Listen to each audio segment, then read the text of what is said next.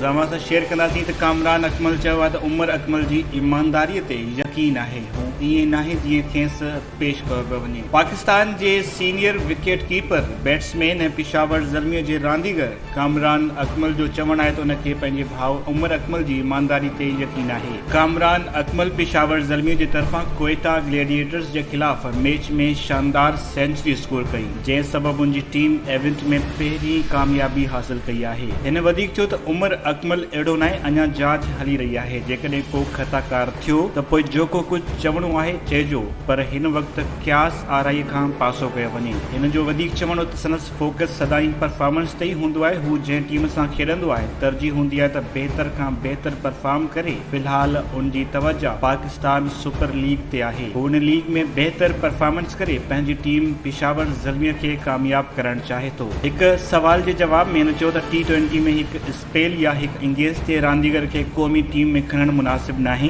Selection जे लाइ हिकु मयार या 4 ॾींहं वारी क्रिकेट खे रखियो वञे त जीअं रांदीगर सही नमूने तयार थी टीम में अचनि। पंहिंजी सेंचुरी जे हवाले सां कामरान अकमल जो चवणु वॾो स्कोर करे नेशनल स्टेडियम में उनजी सभ खां यादगार परफॉर्मेंस इंडिया जे ख़िलाफ़ टेस्ट सेंचुरी हुई। हुन सेंचुरी जो टेस्ट मैच जी सेंचुरीअ सां को मुक़ाबिलो नाहे।